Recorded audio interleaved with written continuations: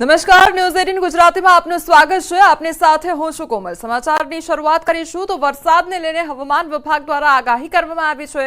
આગામી 7 દિવસ સુધી રાજ્યમાં વરસાદની આગાહી કરવામાં આવી છે। સૌરાષ્ટ્ર કચ્છમાં છૂટાછવાયા વરસાદની આગાહી કરવામાં આવી છે। તો વરસાદને લઈને હવામાન વિભાગ દ્વારા આગાહી કરવામાં આવી છે। તો આગામી દિવસોમાં છૂટોછવાયો વરસાદ વરસશે તે પ્રકારની આગાહી છે।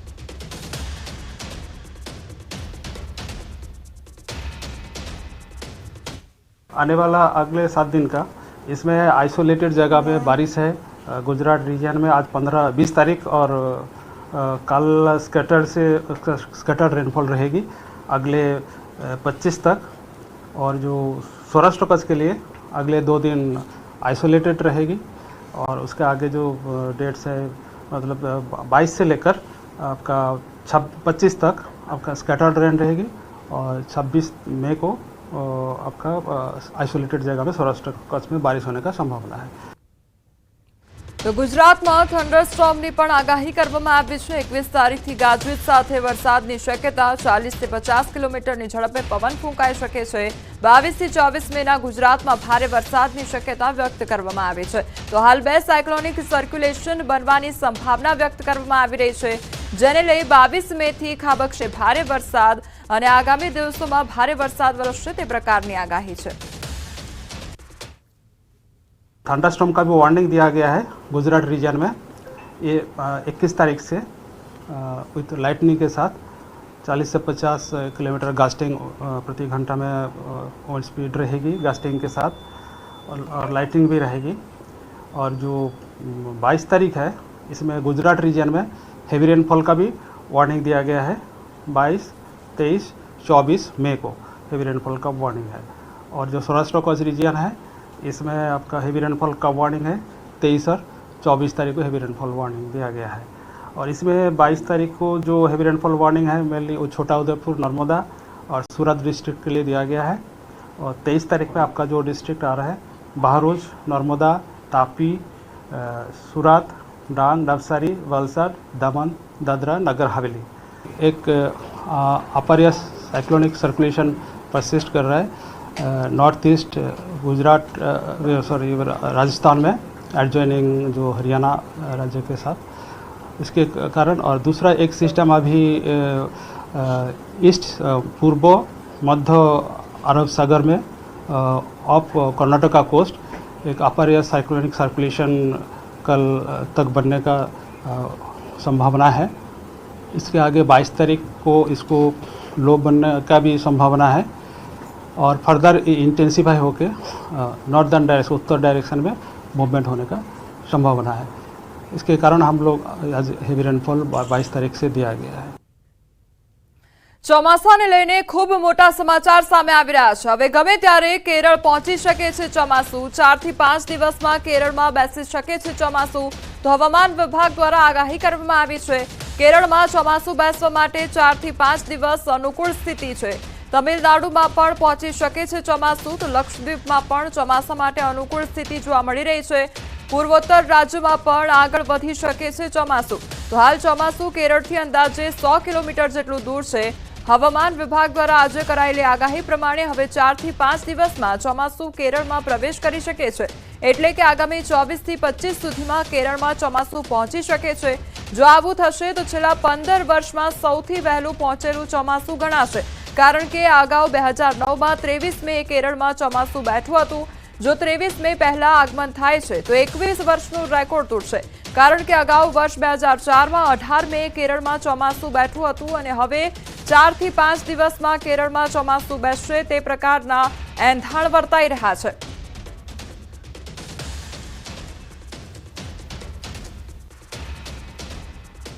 હવે એ સમજીએ કે ચોમાસું કેટલું દૂર છે અને કેરળમાં ક્યારે ચોમાસું બેસશે તેને લઈને આપણે સમજવાનો પ્રયાસ કરીએ। તો કેરળથી 100 કિલોમીટર દૂર છે અને ગુજરાતની ખાસ કરીને વાત કરવામાં આવે તો ગુજરાતથી પણ 100 કિલોમીટર દૂર ચોમાસું જોવા મળી રહ્યું છે અને આગામી દિવસોમાં 4 થી 5 દિવસમાં જે કેરળમાં ચોમાસું આવી શકે છે તે પ્રકારના એંધાણ વર્તાઈ રહ્યા છે। પરંતુ હાલ ગુજરાતની જો વાત કરવામાં આવે તો ગુજરાતથી 100 કિલોમીટર દૂર ચોમાસું જોવા મળી રહ્યું છે। સૌથી પહેલા જે ચોમાસાની શરૂઆત છે તે કેરળમાં જોવા મળતી હોય છે, ત્યારબાદ ધીરે ધીરે મહારાષ્ટ્ર તરફ ચોમાસું આગળ વધતું હોય છે અને ત્યારબાદ ગુજરાતમાં ચોમાસાની એન્ટ્રી થતી હોય છે। એટલે લગભગ 100 કિલોમીટર જેટલું અંતર અત્યારે જોવા મળી રહ્યું છે।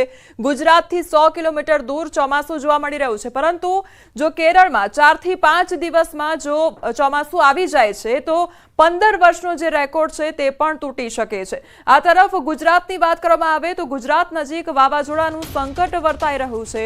હવામાન નિષ્ણાંત પરેશ ગોસ્વામી દ્વારા પણ આગાહી કરવામાં આવી છે, જે આગામી દિવસોમાં વરસાદ વરસશે તેને લઈને અનુમાન લગાવવામાં આવ્યું છે। ગોવા નજીક દરિયામાં સાયક્લોનિક સર્ક્યુલેશનની સિસ્ટમ બની રહી છે અને આ સિસ્ટમ આવતા દિવસોમાં સ્ટ્રોંગ બની જશે અને તેના કારણે ચાલુ મહિનાના અંતમાં ગુજરાતભરમાં ભારે વરસાદ પણ થઈ શકે છે।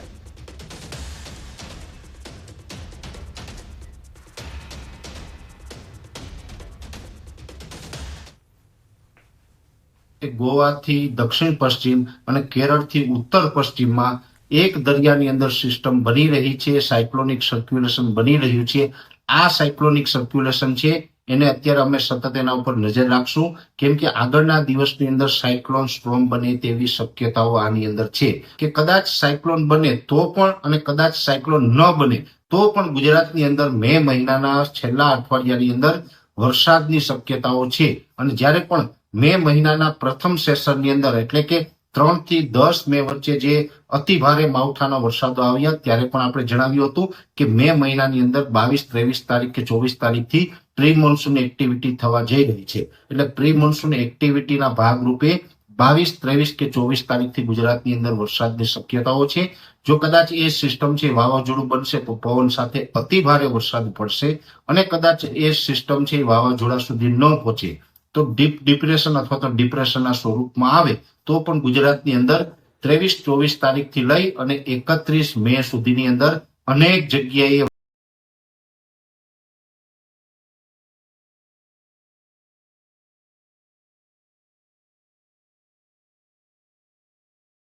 દરમિયાન સિસ્ટમ વધારે સક્રિય બનશે તેવું કહેવામાં આવ્યું છે।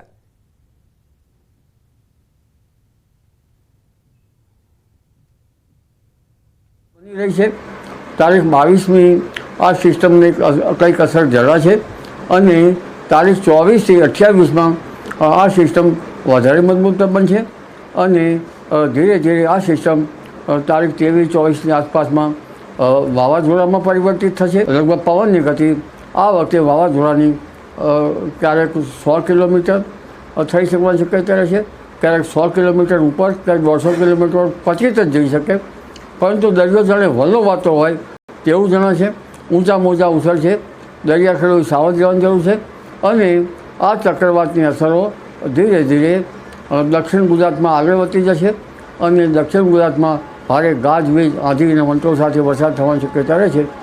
કેટલાક ભાગમાં ભારે વરસાદ થવાની શક્યતા રહે છે, કેટલાક ભાગમાં જળબંબાકારની સ્થિતિ રહેશે, કેટલીક નાની નદીઓમાં સામાન્ય પૂર આવવાની શક્યતા રહે છે। ત્યારબાદ આ જે વરસાદ જે છે એ ગુજરાતને પણ ધમરોળશે। લગભગ જૂનાગઢના ભાગો, ભાવનગરના ભાગો, અમરેલીના ભાગો અને વેરાવળના ભાગોમાં પણ ભારે વરસાદ થવાની શક્યતા રહે છે। સંભવિત વાવાઝોડાને લઈને મોટા સમાચાર સામે આવ્યા છે। હવામાન નિષ્ણાંત અથરિયા શેટ્ટીની આગાહી સામે આવી છે। 24 મે બની શકે છે શક્તિ વાવાઝોડું તેવું કહેવામાં આવ્યું છે, ત્યારે સિઝનનું પહેલું વાવાઝોડું બનવાની શક્યતા વ્યક્ત કરવામાં આવી છે। 21 મે કોંકણ ગોવા તટે લો પ્રેશર બનશે તો 22 મે સુધીમાં ઝડપથી ડિપ્રેશન સર્જાશે તેવું અથરિયા શેટ્ટી દ્વારા કહેવામાં આવ્યું છે। શરૂઆતમાં દિશા ઉત્તર પશ્ચિમ રહેશે અને બાદમાં દિશા ઉત્તર પશ્ચિમ રહેશે તો સ્થિતિઓ સિસ્ટમને ઓમાન સુધી નહીં જવા દે। ડિપ્રેશન રચાયા બાદ ટ્રેક અંગે મળશે સ્પષ્ટતા તેવું પણ કહેવામાં આવ્યું છે। લેન્ડફોલ અંગે પણ હાલ ટિપ્પણી ન કરી શકાય।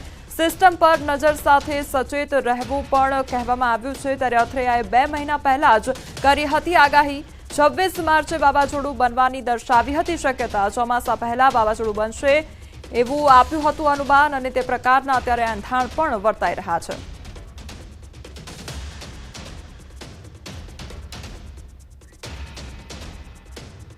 अन्य समाचार पर नजर करिए तो सूरत में धोळा दिवसे लाखोनी लूंट चलाववामां आवी छे। सचिन विस्तारमां लूंटनी घटना बनी।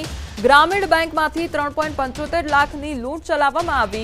ફિલ્મી ઢબે લૂંટ કરી લૂંટારુઓ ત્યાંથી ફરાર થઈ ગયા તો સીસીટીવી કેમેરામાં લૂંટારુઓ કેદ થયા છે.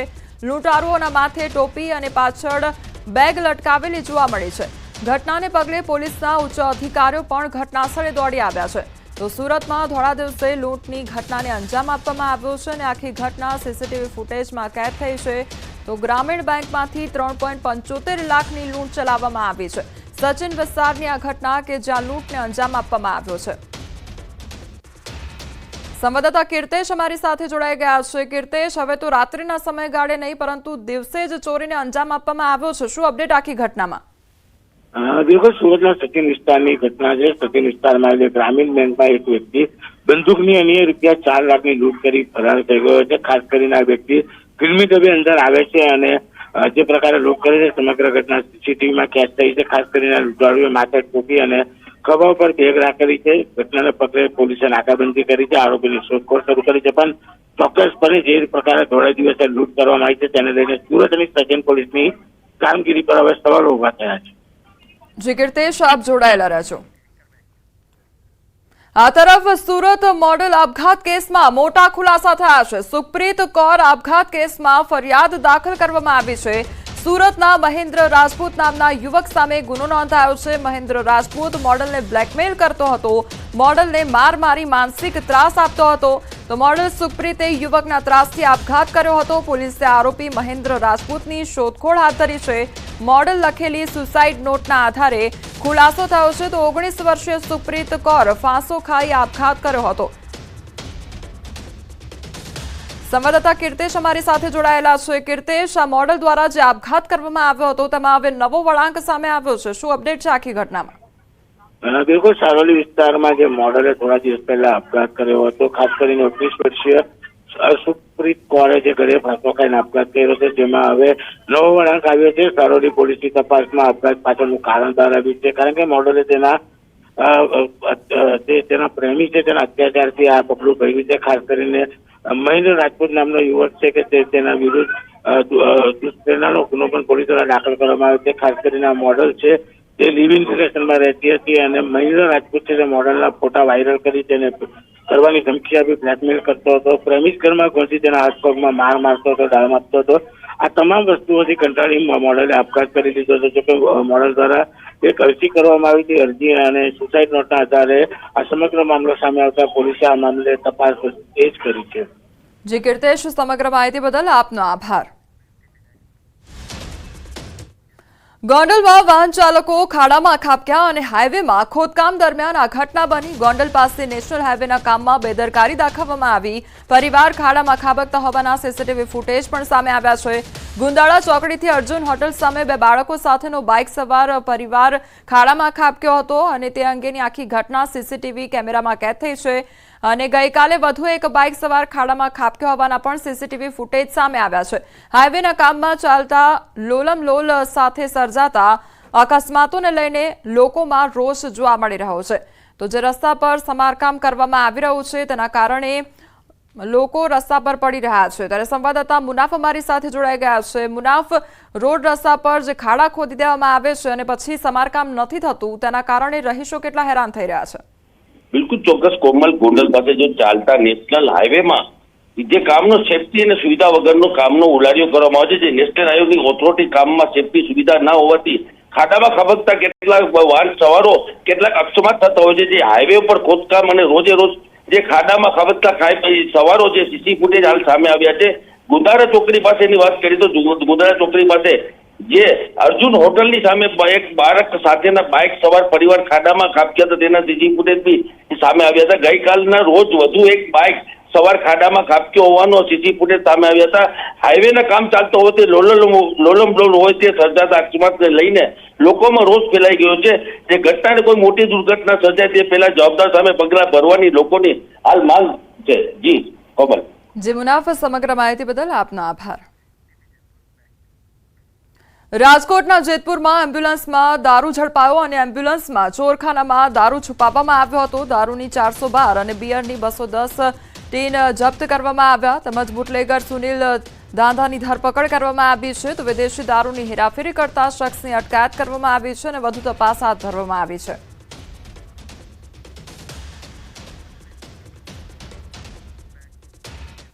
દારૂ હેરાફેરી માટે બુટલેગરોના કિમિયા સામે આવ્યા છે. મિનરલ વોટરની આડમાં હવે દારૂની હેરાફેરી કરવામાં આવી રહી છે. અમદાવાદના ધંધુકા પોલીસે દારૂનો જથ્થો ઝડપી પાડ્યો છે. 12,000થી વધુની દારૂ તેમજ બિયરની બોટલો ઝડપી પાડવામાં આવી છે. પાણીની બોટલોના જથ્થા નીચે દારૂ સંતાડી હેરાફેરી કરવામાં આવી રહી હતી તો પોલીસે દારૂના જથ્થા સાથે એક ઇસમની અટકાયત કરી છે. દમણથી દ્વારકા લઈ જવાતો હતો દારૂ અને ત્યારબાદ તપાસ હાથ ધરતા આખો જથ્થો જપ્ત કરવામાં આવ્યો છે.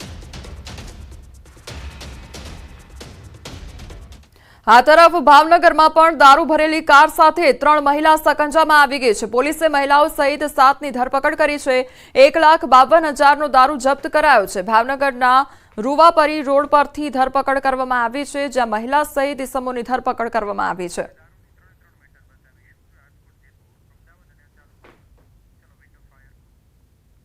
તો એક તરફ ગુજરાતમાં દારૂબંધીની વાતો કરવામાં આવી રહી છે, પરંતુ બીજી તરફ આ દ્રશ્યો જોઈ લો. રાજકોટ, જેતપુરના, અમદાવાદ શહેરના અને બીજી તરફ કારમાં દારૂની હેરાફેરી થઈ રહી છે. તો ક્યાંક ભાવનગરની આ ઘટના સામે આવી છે કે જ્યાં કારમાં દારૂની હેરાફેરી કરવામાં આવી રહી હતી. બીજી તરફ જે પાણીની લાઈમાં દારૂની હેરાફેરી કરવામાં આવી રહી હતી અને જે જથ્થો છે તે પણ પોલીસ દ્વારા જપ્ત કરવામાં આવ્યો છે. તો દારૂબંધીની વાતો માત્ર કાગળ પર હોય તે પ્રકારની પરિસ્થિતિ અહીંયા જોવા મળી રહી છે. અમરેલીમાં 21 વર્ષીય યુવકનું શંકાસ્પદ મોત નીપજ્યું છે. લાઠીના લુવારિયા ગામના યુવકનું મોત નીપજ્યું છે. સિંહ દ્વારા હુમલો થયો હોવાનું અનુમાન લગાવવામાં આવી રહ્યું છે. મોડી રાતે મૃત યુવકને અમરેલી સિવિલમાં પીએમ માટે લઈ જવામાં આવ્યો હતો. વહેલી સવારે પીએમ કરી અંતિમ વિધિ પણ કરી દેવામાં આવી. શંકાસ્પદ મોતને લઈ વન વિભાગનું ભેદી મૌન સામે આવ્યું છે. તો પીએમ રિપોર્ટ આવ્યા બાદ મોતનું સાચું કારણ આવી શકે છે. તો શંકાસ્પદ મોતનો આ મામલો સામે આવ્યો છે, જેમાં 21 વર્ષીય યુવકનું મોત નીપજ્યું છે. સંવાદદાતા રાજન અમારી સાથે જોડાઈ ગયા છે. રાજન, યુવકના મોત મામલે અનેક શંકાઓ ઉપજી રહી છે, શું અપડેટ? બિલકુલ, કારણ કે ગઈ રાત્રે જે રીતે ઘટના બની છે, લાઠી તાલુકાના લુવારિયા ગામ નજીક 21 વર્ષીય યુવકને નું શંકાસ્પદ મોત થયું છે. પ્રાથમિક અનુમાન એવું છે કે સિંહ દ્વારા હુમલો થયો હોય અને તેનું મોત થયું છે, પરંતુ આખી ઘટનામાં શંકાસ્પદ વસ્તુ એ છે કે મોડી રાત્રે યુવકના મૃતદેહને અમરેલી હોસ્પિટલે લાવવામાં આવ્યો. રાત્રે જ પીએમ કર્યા બાદ તેમને અગ્નિ સંસ્કાર પણ કરવામાં આવ્યા. એટલે હાલ અત્યારે શંકાસ્પદ મોત લાગી રહ્યું છે, પરંતુ પોલીસ અને વન વિભાગ આ સમગ્ર મામલે હાલ તપાસ કરી રહી છે. જી રાજન, સમગ્ર માહિતી બદલ આપનો આભાર. દાહોદમાં 71 કરોડનું મનરેગા કૌભાંડ અને કિરણ ખાબડના 4 દિવસના રિમાન્ડ મંજૂર થયા છે. ડેપ્યુટી ડીડીઓ રસિક રાઠવા 4 દિવસ રિમાન્ડ પર, તો એપીઓ દિલીપ ચૌહાણ 10 દિવસના રિમાન્ડ પર છે. તો કિરણ ખાબડના પણ રિમાન્ડ રાખવામાં આવ્યા છે. ડેપ્યુટી ડીડીઓ રસિક રાઠવા 4 દિવસના રિમાન્ડ પર છે, ત્યારે એપીઓ 10 દિવસના રિમાન્ડ પર છે.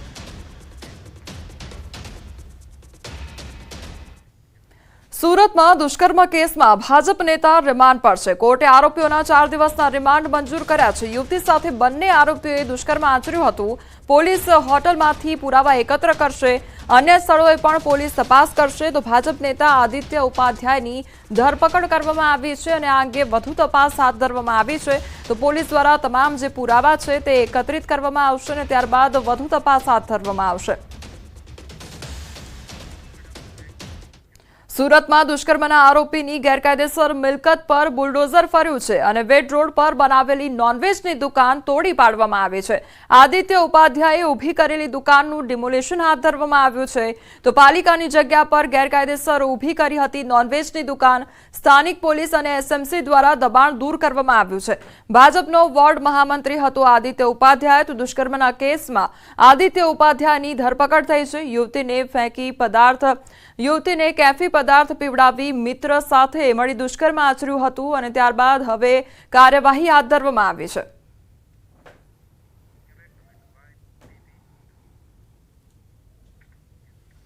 તો મહીસાગરના લુણાવાડાના મુખ્ય માર્ગ પરથી ગાયબ થયેલી કેનાલને ફરી ખોલવામાં આવી છે. છેલ્લા કેટલાય વર્ષોથી ગેરકાયદેસર દબાણો તંત્રનું બુલડોઝર ફરી વળ્યું છે, ત્યારે મુખ્ય રોડ ઉપરથી પસાર થતી કોલિયા માઇનોર કેનાલ પર ગેરકાયદેસર દબાણો ખુલ્લા કરવામાં આવ્યા છે.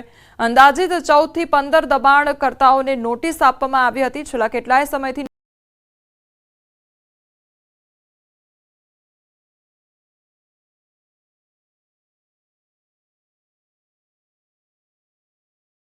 વધુ છે. આ તરફ દ્વારકા જિલ્લામાં ફરી ચાલુ તંત્રનું બુલડોઝર ચુસ્ત પોલીસ બંદોબસ્ત સાથે સલાયા પંથકમાં હાથ ધરાયું ડિમોલિશન અસામાજિક તત્વોના ગેરકાયદેસર બાંધકામો તેમજ દબાણ દૂર કરતું તંત્ર ત્યારે સલાયા ખાતે અસામાજિક તત્વો દ્વારા કરવામાં આવેલ દબાણ પર ફરી વળ્યું છે તંત્રનું બુલડોઝર ત્યારે સલાયા બંદરના હુસૈની ચોક વિસ્તાર આસપાસ અસામાજિક તત્વોના ગેરકાયદેસર દબાણો દૂર કરવામાં આવ્યા છે।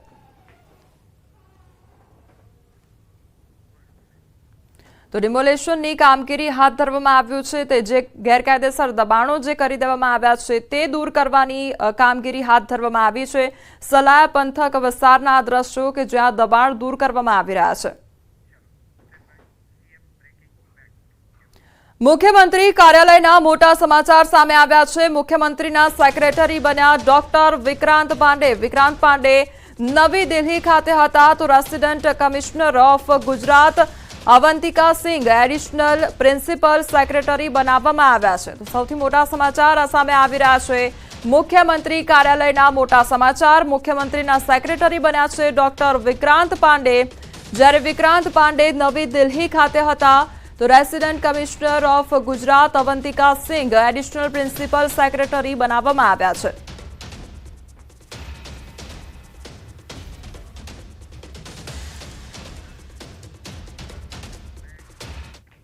ગોંડલમાં પુલ પરથી છલાંગ મારી આપઘાતનો પ્રયાસ કરવાનો મામલો સામે આવ્યો છે। સિવિલ હોસ્પિટલ પુલ પરથી યુવકે છલાંગ મારી। યુવકે અગામ્ય કારણોસર ગોંડલી નદી પરના 30 ફૂટ ઊંચા પુલ ઉપરથી જમ્પ લાવ્યું હતું અને સિવિલ હોસ્પિટલ પુલ પરથી જમ્પ લાવનાર યુવક શનિ નામનો હોવાની વિગતો સામે આવી છે। તો ગોંડલી નદીમાં જમ્પ લાવનાર યુવકને અન્ય યુવકે બહાર કાઢ્યો હોવાની વિગતો સામે આવી છે। ઘટનાની જાણ થતાં ગોંડલ પોલીસ સ્ટાફ ઘટનાસ્થળે દોડી આવ્યો હતો અને વધુ તપાસ હવે હાથ ધરવામાં આવી છે।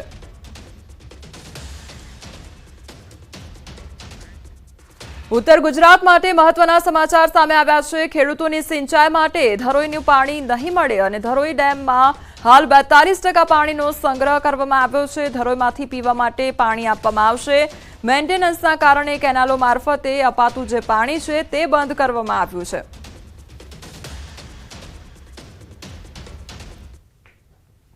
જેટલો પાણીનો સ્ટોક છે। પીવાના પાણી માટે આવનારા ચોમાસા ઋતુ સુધી કોઈ તકલીફ નથી અને અત્યારે મેન્ટેનન્સના કામ ચાલુ હોવાથી સિંચાઈનું પાણી આપણે બંધ કર્યું છે।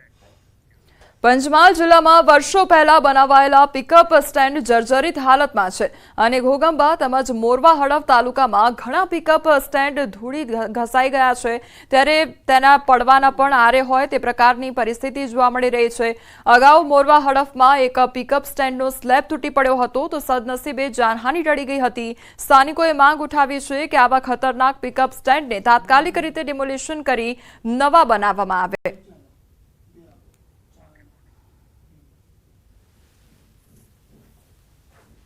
સરકાર દ્વારા વિવિધ યોજનાઓ હેઠળ વર્ષો અગાઉ ગ્રામ્ય વિસ્તારોમાંથી પસાર થતા મુખ્ય માર્ગો અને આંતરિક માર્ગો ઉપર પિકઅપ સ્ટેન્ડ બનાવવામાં આવ્યા હતા। ચોમાસુ સહિતની ઋતુમાં અપડાઉન કરતા મુસાફરો અને જરૂરિયાતમંદ રાહદારીઓ આશ્રય લઈ શકે એ માટે પિકઅપ સ્ટેન્ડનું નિર્માણ કરવામાં આવ્યું હતું। આપને સીધા દ્રશ્યો બતાવીશ। વર્ષો અગાઉ નિર્માણ કરાયેલા પિકઅપ સ્ટેન્ડની હાલત તદ્દન બિસ્માર અને જર્જરિત બની ગઈ છે અને જેના કારણે હાલ આ જે પિકઅપ સ્ટેન્ડ છે તે ભયગ્રસ્ત બની ગયા છે। ક્યારે ધરાશય થાય એ નક્કી કરી શકાય એમ નથી। આપ દ્રશ્યોમાં જોઈ શકો છો જે પ્રકારે હાલ જે પિકઅપ સ્ટેન્ડની હાલત છે તેમ છતાં પણ અહીંયાથી જે પસાર થતા જરૂરિયાતમંદ રાહદારીઓ છે તે ના છૂટકે આશ્રય લેતા હોય છે અને બેસતા હોય છે। તેઓ પણ અહીંયા ભયના ઓથાર હેઠળ જ બેસતા હોય છે। ગત વર્ષે જ મોરવા હડપ તાલુકાના મુખ્ય માર્ગ ઉપર આવેલું એક પિકઅપ બસ સ્ટેન્ડ ધરાશય થયું હતું। સદનસીબે અંદર કોઈ બેઠેલું નહીં હોવાથી જાનહાનિ ટળી હતી। જો કે આ પિકઅપ સ્ટેન્ડ સરકારની કઈ યોજનામાં કોના દ્વારા બનાવવામાં આવે છે તે નક્કી થઈ શક્યું નથી અને જેને લઈ સંલગ્ન જવાબદારો છે તે આ પિકઅપ સ્ટેન્ડની જવાબદારી લઈને ડિમોલિશન અથવા મરામત કરવાનું તસ્દી લેતા નથી। જેનો ભોગ ક્યારેક કોઈ નિર્દોષ મુસાફર બની શકે એવું ચોક્કસ કહી શકાય। ત્યારે સંલગ્ન તંત્ર દ્વારા અથવા તો માર્ગ મકાન વિભાગ દ્વારા આ પ્રકારના જર્જરિત જે પિકઅપ બસ સ્ટેન્ડ છે તેને જનહિતમાં દૂર કરવામાં આવે, ડિમોલિશન કરવામાં આવે એવી હાલ જાહેર જનતામાં માંગ ઉઠી છે। રાજેશ જોશી, ન્યૂઝ 18 ગુજરાતી, મોરવા હડપ, પંચમહાલ। રોડ થી સંતરામપુર સુધીના રોડ ઉપર જે આવતા તમામ પિકઅપ બસ સ્ટેન્ડ જર્જરિત હાલતમાં છે। ગરમી કાં તો ચોમાસામાં અમારે આશ્રય લેવો પડતો હોય છે તો જે આવી તૂટેલી ભંગાણ જગ્યા હોય છે જેમાં પડવા ભાંગવાનું તો જીવલેણો કદાચ જીવ બી જાય એવું પરિસ્થિતિ નિર્માણ થાય એવું છે, જેથી કરી આને ડિમોલેશન કરી નવા ત્વરિત ધોરણે બનાવી આપવા ગ્રામજનોની અને અમારા રાહદારીઓની માંગણી છે। દીવના દરિયા કિનારે બીચ ગેમ્સ 2025નો પ્રારંભ કરવામાં આવ્યો છે। દીવ પ્રશાસક પ્રફુલ્લ પટેલ અને કેન્દ્રીય મંત્રી મનસુખ માંડવિયાએ સંયુક્ત રીતે આ રમોત્સવને ખુલ્લો મૂક્યો છે અને કેન્દ્ર સરકાર અને રમતગમત વિભાગના સહિયારા સહયોગથી દીવના રમણીય દરિયા કિનારે કેન્દ્રીય મંત્રી મનસુખ માંડવિયા सांस्कृतिक કલાકારોની ઉપસ્થિતિમાં બીચ ગેમ્સ 2025નો ભવ્ય પ્રારંભ કરાયો। દેશના ખૂણે ખૂણેથી આવેલા 1350 જેટલા ખેલાડીઓએ આ બીચ ગેમ્સમાં ભાગ લીધો છે, જે વિવિધ રમતોમાં પોતાની પ્રતિભાનું પ્રદર્શન કરશે। अरबी समुद्र के तट पर दीव में आज बीच गेम्स 2025 का शुभारंभ हुआ। इस गेम्स में देश में से 1350 से अधिक एथलीट भाग ले रहे हैं। 8 डिसिप्लिन में गेम्स होगी। ये दूसरी बार खेलो इंडिया बीच गेम्स का आयोजन करा गया है।